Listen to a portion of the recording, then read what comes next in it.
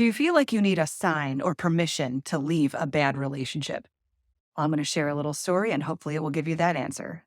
Okay, so this is going to be very difficult to understand for those of you that don't have a problem leaving relationships, but those of you that struggle will completely understand what I'm saying here. So I was conditioned in a way that when I was in a relationship, I never ever thought of leaving it.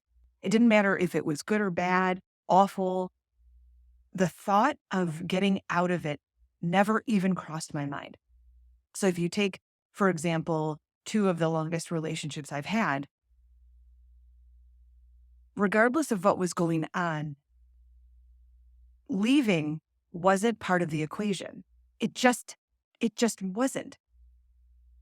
And so my two options were endure whatever was going on or try to change in a way that could make it tolerable. Those were my two options. And when I say it never crossed my mind to leave, never. Once I was in for life because that's what I was exposed to when I was growing up.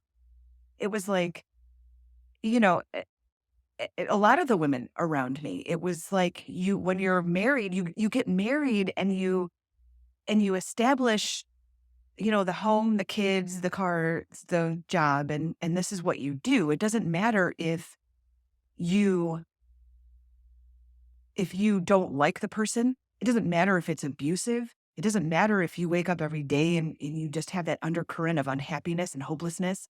It doesn't matter because you signed up. And it's not even like a religious thing. It's not even like a belief.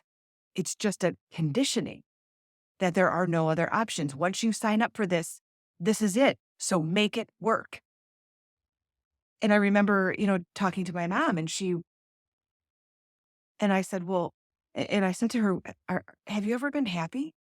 And that was the first time I ever saw her cry because she was somebody who was really good at making it work no matter what, but she wasn't going anywhere ever.